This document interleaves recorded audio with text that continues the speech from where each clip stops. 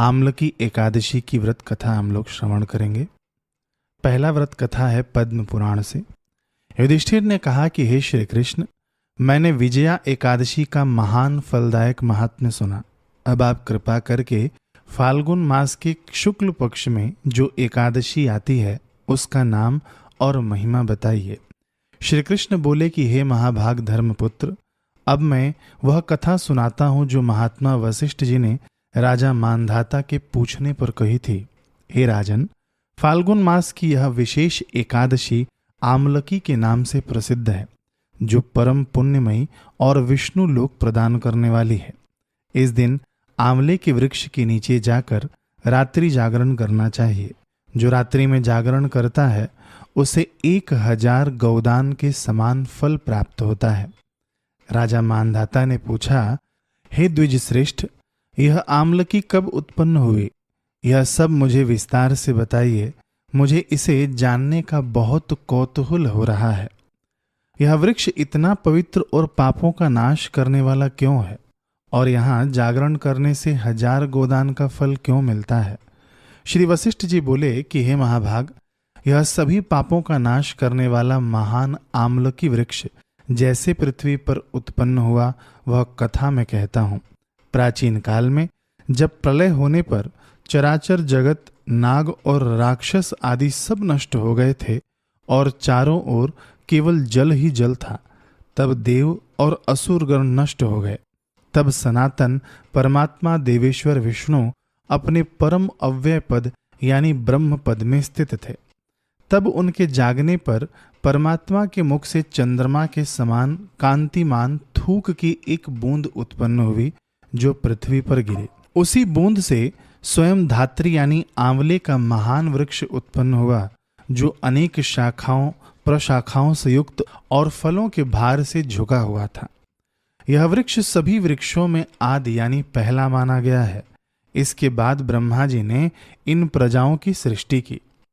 भगवान ने देव, दानव, गंधर्व, यक्ष, सर्प, नाग और निर्मल महर्षियों को उत्पन्न किया। तब वे देव वहां आए जहां भगवान विष्णु को प्रिय वह धात्री यानी आंवले का वृक्ष था। उसे देखकर वे सब अत्यंत विस्मित हुए। वे सोचने लगे कि हम इस वृक्ष को नहीं जानते। जब वे ऐसा सोच रहे थे तब एक आकाशवाणी हुई, यह आमलकी का वृक्ष है जो साक्षात वैष्णव रूप और श्रेष्ठ है। इसके केवल स्मरण मात्र से गोदान का फल मिलता है। इसके स्पर्श करने से दुगुना और इसका फल खाने से तिगुना पुण्य मिलता है। इसलिए प्रयत्न पूर्वक सदा आमलकी की सेवा करनी चाहिए। यह वैष्णव धात्री सभी पापों को हरने वाली है। इसकी जड़ में विष्णु और उनके ऊपर यानी मध्य में ब्रह्मा जी स्थित हैं। तने में परमेश्वर भगवान शिव का निवास है। इसकी शाखाओं में सभी मुनियों और प्रशाखाओं में देवता निवास करते हैं। पत्तों में देवगण, फूलों में मरुदगण और फलों में सभी प्रजापति स्थित हैं। मैंने यह धात्री सर्व देवमयी कही है, इसलिए विष्णु भक्ति में तत्पर रहने वालों के लिए यह अत्यंत पूजनीय है। ऋषियों ने पूछा कि आप कौन हैं? हम नहीं जानते। आप यहाँ किस कारण से प्रकट हुए हैं? आप देवता हैं या कोई और? हमें सत्य बताइए। आकाशवाणी ने कहा कि जो समस्त प्राणियों और भुवनों का सर्वथा करता है, जिसे विद्वान भी कठिनता से देख पाते हैं, वह सनातन विष्णुमय हो। देव देवेश्वर के वचनों को सुनकर ब्रह्मा के पुत्र ऋषि उस आदि अंत रहित देव की स्तुति करने लगे। ऋषियों द्वारा इस प्रकार स्तुति किए जाने पर भगवान हरि प्रसन्न हुए और महर्षियों से बोले कि मैं तुम्हें क्या अभिष्ट यानी वरदान प्रदान करूं। ऋषियों ने स्तुति करते हुए कहा कि हे भूतात्मा, आत्मा, परमात्मा, अच्युत और नित्य अनंत, आपको बार बार नमस्कार है। हे दामोदर, हे सर्वज्ञ, हे यज्ञेश्वर, आपको बारंबार नमस्कार है। ऋषियों ने कहा कि हे भगवान, यदि आप हमारे हित की कामना से प्रसन्न हैं तो हमें कोई ऐसा उत्तम व्रत बताइए जो सभी व्रतों में श्रेष्ठ है। वह व्रत धन धान्य देने वाला, पुण्यमयी, आत्मा को संतुष्ट करने वाला, कम परिश्रम में अधिक फल देने वाला और स्वर्ग मोक्षदायक हो, जिससे मनुष्य विष्णु लोक में प्रतिष्ठित हो। भगवान विष्णु जी बोले कि फाल्गुन शुक्ल पक्ष में यदि पुष्य नक्षत्र से युक्त द्वादशी हो तो वह महापुण्यमयी और महापापों का नाश करने वाली होती है। हे श्रेष्ठ ब्राह्मणों, उसमें विशेष कर्तव्य यह है कि आंवले के वृक्ष के पास जाकर वहां रात्रि जागरण करना चाहिए। ऐसा करने से मनुष्य सब पापों से मुक्त होकर 1000 गोदान का फल प्राप्त करता है। हे विप्रों, मैंने यह व्रत में उत्तम व्रत तुम्हें बताया है। उस दिन अच्युत की पूजा करने वाला विष्णु लोक से च्युत नहीं होता। ऋषियों ने पूछा, इस व्रत की विधि बताइए कि यह कैसे पूर्ण होता है, इसके मंत्र क्या हैं, नमस्कार कैसे करें और इसकी देवता कौन कही गई हैं, इसका दान स्नान और पूजा विधि क्या मानी गई है, अर्घ देने का मंत्र भी हमें यथार्थ रूप से बताइए। भगवान विष्णु जी बोले, हे ऋषि श्रेष्ठों, इस व्रत की भली भांति विधि सुनो। एकादशी के दिन निराहार रहे और अगले दिन पारण करे। मुख साफ करने के बाद यह नियम यानी संकल्प धारण करे कि हे पुंडरीकाक्ष, मैं आज निराहार रहकर कल भोजन करूंगा। हे अच्युत, आप मेरे रक्षक हैं। उस दिन पतित, चोर, पाखंडी, दुराचारी, मर्यादाहीन और गुरुपत्नीगामी लोगों से बात न करें। बुद्धिमान मनुष्य को चाहिए कि वह दोपहर के समय नदी, तालाब, कुएं या घर पर मन को संयमित कर विधि पूर्वक स्नान करे। स्नान से पूर्व शरीर पर मिट्टी लगाए और कहे कि हे अश्व क्रांते, हे रथ क्रांते, हे विष्णु क्रांते, हे वसुंधरे, हे मिट्टी, मेरे द्वारा किए गए जो भी दुष्कर्म या पाप हैं आप उन्हें हर लें। हे जल, आप सभी भूतों के जीवन और शरीर के रक्षक हैं। पसीने और भूमि से उत्पन्न होने वाले जीवों तथा रसों के स्वामी, आपको नमस्कार है। मेरा यह स्नान सभी तीर्थों, सरोवरों, झरनों, नदियों और देव सरोवरों में स्नान के समान हो जाए। एक माशा, आधी माशा या अपनी सामर्थ्य के अनुसार सोने की मुनि जमद अग्नि यानी परशुराम की मूर्ति बनवावे। घर आकर पूजा और होम करे। उसके बाद पूजन की सभी सामग्री लेकर आमलकी के वृक्ष के पास जाए। आंवले के वृक्ष के पास जाकर चारों ओर भली भांति सफाई करे और मंत्रोच्चारण के साथ एक अखंड कलश स्थापित करे। कलश में पंचरत्न डाले, उसे दिव्य गंध से सुवासित करे, सफेद चंदन लगाए और कलश के पास छाता तथा जूतों का जोड़ा रखे। कलश की गर्दन पर मालाएं लटकाए, धूप से सुगंधित करें और चारों ओर दीप मालाएं सजाकर उसे अत्यंत मनोहर बनाएं। उस कलश के ऊपर एक पात्र रखें जो दिव्य वस्तुओं से भरा हो और उस पात्र पर जमदग्न यानी परशुराम जी को स्थापित करें। फिर उनके अंगों की पूजा करें। चरणों की विशोक नाम से, घुटनों की विश्वरूप नाम से, जांघों की उग्र नाम से और कमर की दामोदर नाम से पूजा करें। पेट की पद्मनाभ नाम से, वक्षस्थल की श्रीवत्सधारी नाम से, बाएं हाथ की चक्रधारी और दाएं हाथ की गदाधारी नाम से पूजा करे।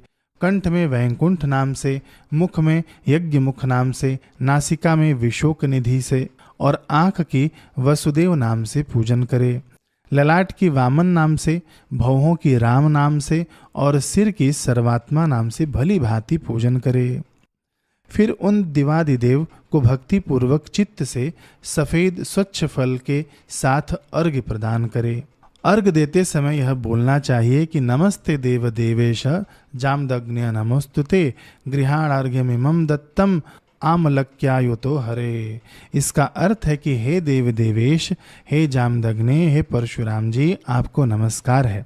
हे हरि, आंवले के साथ दिए गए इस अर्घ को स्वीकार करें। इसके बाद भक्तिमय हृदय से नाच, गान, वाद्य, धर्म कथाओं और स्तोत्रों के माध्यम से जागरण करें। विष्णु जी की कथाएं सुनकर पूरी रात बिताएं और विष्णु के नाम का उच्चारण करते हुए आंवले के वृक्ष की परिक्रमा करें। 108 या 28 बार परिक्रमा करें। फिर प्रातः काल होने पर भगवान की आरती करें। ब्राह्मण की पूजा करके वह जामदग्न कलश, प्रतिमा, 2 वस्त्र और जूते का जोड़ा उन्हें निवेदित कर दें और कहें कि भगवान केशव परशुराम के रूप में मुझ पर प्रसन्न हो। फिर आंवले का स्पर्श करके परिक्रमा करें। इसके पश्चात विधि पूर्वक स्नान करके ब्राह्मणों को भोजन कराएं और अंत में परिवार के साथ स्वयं भोजन करें। वशिष्ठ जी कहते हैं कि इस प्रकार व्रत करने से जो पुण्य मिलता है वह मैं तुम्हें बताता हूँ। सभी तीर्थों और सभी दानों का जो पुण्य है और जो सभी यज्ञों का फल है, उससे भी अधिक फल इसे करने वाला पाता है। इसमें कोई संशय नहीं है। यह सब मैंने तुम्हें व्रतों में उत्तम व्रत बताया है। इतना कहकर भगवान देवेश्वर वहीं अंतर्ध्यान हो गए। फिर उन सभी ऋषियों ने भी पूर्ण रूप से इस व्रत को किया। हे राजन, हे श्रेष्ठ, आप भी इस महान और सभी पापों से मुक्त करने वाले व्रत को अवश्य करें। ये पद्म पुराण से मैंने आपको व्रत कथा सुनाई। ब्रह्मांड पुराण में इसी एकादशी से संबंधित दूसरी कथा भी मिलती है, उसका भी हम लोग श्रवण करेंगे। कथा इस प्रकार है। 28,000 ऋषियों को संबोधित करते हुए सूत जी ने कहा कि हे विप्रों, प्राचीन काल की बात है, महान राजा मानधाता ने वशिष्ठ जी से पूछा कि हे वशिष्ठ जी, यदि आप मुझ पर प्रसन्न हैं तो ऐसे व्रत का विधान बताएं, तो ऐसे व्रत का विधान बताने की कृपा करें जिससे मेरा कल्याण हो। महर्षि वशिष्ठ जी ने कहा कि हे राजन, सब व्रतों में उत्तम और अंत में मोक्ष देने वाला आमलकी एकादशी का व्रत है। राजा मानधाता ने कहा कि हे ऋषि श्रेष्ठ, इस आमलकी एकादशी के व्रत की उत्पत्ति कैसे हुई? इस व्रत के करने का क्या विधान है? हे वेदों के ज्ञाता, कृपा कर यह सब वृतांत मुझे विस्तार पूर्वक बताएं। महर्षि वशिष्ठ जी ने कहा कि हे राजन, मैं तुम्हारे समक्ष विस्तार से इस व्रत का वृतांत कहता हूँ। यह व्रत फाल्गुन मास के शुक्ल पक्ष में होता है। इस व्रत के फल के प्रभाव से सभी पाप समूल नष्ट हो जाते हैं। इस व्रत का पुण्य 1,000 गोदान के फल के समान है। आंवले की महत्ता इसके गुण के अतिरिक्त इस बात में भी है कि इसकी उत्पत्ति भगवान विष्णु के श्रीमुख से हुई है। अब मैं आपको एक पौराणिक कथा सुनाता हूँ, ध्यान पूर्वक श्रवण करो। प्राचीन समय में वैदिक नाम का एक नगर था। उस नगर में ब्राह्मण, वैश्य, क्षत्रिय, शूद्र चारों वर्ण के मनुष्य प्रसन्नता पूर्वक निवास करते थे। नगर में सदैव वेद ध्वनि गूंजा करती थी। उस नगरी में कोई भी पापी, दुराचारी, नास्तिक आदि न था। उस नगर में चैत्ररथ नामक चंद्रवंशी राजा राज्य करता था। वह उच्च कोटि और विद्वान तथा धार्मिक प्रवृत्ति का व्यक्ति था। उसके राज्य में कोई भी निर्धन एवं लोभी नहीं था। उस राज्य के सभी लोग भगवान विष्णु के अनन्य भक्त थे। वहां के छोटे बड़े सभी निवासी प्रत्येक एकादशी का उपवास करते थे। एक बार फाल्गुन माह के शुक्ल पक्ष की आमलकी नामक एकादशी आई। उस दिन राजा एवं प्रत्येक प्रजाजन, वृद्ध से बालक तक ने आनंद पूर्वक उस एकादशी को उपवास किया। राजा अपनी प्रजा के साथ मंदिर में आकर कलश स्थापित करके तथा धूप दीप नैवेद्य पंचरत्न छत्र आदि से धात्री यानी आंवले का पूजन करने लगा। वे सभी धात्री की इस प्रकार स्तुति करने लगे कि हे धात्री, आप ब्रह्म स्वरूपा हैं। आप ब्रह्मा जी द्वारा उत्पन्न हो तथा सभी पापों को नष्ट करने वाली हैं। आपको नमस्कार है। आप मेरा अर्घ स्वीकार करो। आप श्री रामचंद्र जी के द्वारा सम्मानित हैं। मैं आपसे प्रार्थना करता हूँ, मेरे सभी पापों का हरण करो। उस मंदिर में रात को सभी ने जागरण किया। रात के समय उस स्थान पर एक बहेलिया आया। वह महापापी तथा दुराचारी था। अपने कुटुंब का पालन वह जीव हिंसा करके करता था। वह भूख प्यास से अत्यंत व्याकुल था। कुछ भोजन पाने की इच्छा से वह मंदिर के एक कोने में बैठ गया। उस स्थान पर बैठकर वह भगवान विष्णु की कथा तथा एकादशी महात्म्य सुनने लगा। इस प्रकार उस बहेलिया ने संपूर्ण रात्रि अन्य लोगों के साथ जागरण कर व्यतीत की। प्रातःकाल सभी लोग अपने अपने निवास पर चले गए। इसी प्रकार वह बहेलिया भी अपने घर चला गया और वहां जाकर भोजन किया। कुछ समय व्यतीत होने के पश्चात उस बहेलिये की मृत्यु हो गई। हालांकि जीव हिंसा करने के कारण वह घोर नरक का भागी था, परंतु उस दिन आमलकी एकादशी व्रत तथा जागरण के प्रभाव से उसने राजा विदुरथ के यहाँ जन्म लिया। उसका नाम पड़ा वसुरथ। बड़ा होने पर वह चतुरंगनी सेना सहित तथा धन धान्य से युक्त होकर 10,000 ग्रामों का संचालन करने लगा। वह तेज में सूर्य के समान, कांति में चंद्रमा के समान, वीरता में भगवान विष्णु के समान तथा क्षमा में पृथ्वी के समान था। वह अत्यंत धार्मिक, सत्यवादी, कर्मवीर और विष्णु भक्त था। वह प्रजा का समान भाव से पालन करता था। दान देना उसका नित्य का कर्म था। एक समय राजा वसुरथ शिकार खेलने के लिए गया। दैवयोग से वन में वह रास्ता भटक गया और दिशा का ज्ञान न होने के कारण उसी वन में एक वृक्ष के नीचे सो गया। कुछ समय बाद पहाड़ी डाकू वहां आए और राजा को अकेला देखकर मारो मारो चिल्लाते हुए राजा वसुरथ की ओर दौड़े। वह डाकू कहने लगे कि इस दुष्ट राजा ने हमारे माता पिता, पुत्र पौत्र आदि समस्त संबंधियों को मारा है तथा देश से निकाल दिया। अब हमें इसे मारकर अपने अपमान का बदला लेना चाहिए। इतना कहे वे डाकू राजा को मारने लगे और उस पर अस्त्र शस्त्र का प्रहार करने लगे। डाकुओं के वह अस्त्र शस्त्र राजा के शरीर से स्पर्श होते ही नष्ट होने लगे तथा राजा को वह शस्त्र पुष्पों के समान प्रतीत होने लगे। कुछ समय बाद प्रभु इच्छा से उन डाकुओं के अस्त्र शस्त्र उन्हीं पर प्रहार करने लगे, जिससे वे सभी डाकू मूर्छित हो गए। उसी समय राजा के शरीर से एक दिव्य देवी प्रकट हुई। वह देवी अत्यंत सुंदर थी तथा सुंदर वस्त्रों तथा आभूषणों से अलंकृत थी। उसकी भ्रुकुटी टेढ़ी थी। उसके नेत्रों से क्रोध की भीषण लपटें निकल रही थीं। उस समय वे लपटें काल के समान प्रतीत हो रही थीं। उसने देखते ही देखते उन सभी डाकुओं का समूल नाश कर दिया। नींद से उठने पर राजा ने वहां अनेक डाकुओं को मृत पड़ा देखा। वह सोचने लगा, किसने इन्हें मारा? इस वन में कौन मेरा हितैषी रहता है? राजा वसुरथ ऐसा विचार कर ही रहा था कि उसी समय आकाशवाणी हुई कि हे राजन, इस संसार में भगवान विष्णु के अतिरिक्त तेरी रक्षा कौन कर सकता है? इस आकाशवाणी को सुनकर राजा ने भगवान विष्णु को स्मरण कर उन्हें प्रणाम किया। तत्पश्चात अपने नगर को वापस आ गया और सुखपूर्वक राज्य करने लगा। महर्षि वशिष्ठ जी ने कहा कि हे राजन, यह सब आमलकी एकादशी के व्रत का प्रभाव था। जो मनुष्य एक भी आमलकी एकादशी का व्रत करता है वह प्रत्येक कार्य में सफल होता है तथा अंत में वैकुंठ धाम को पाता है। यहाँ पर व्रत कथा संपूर्ण हुई।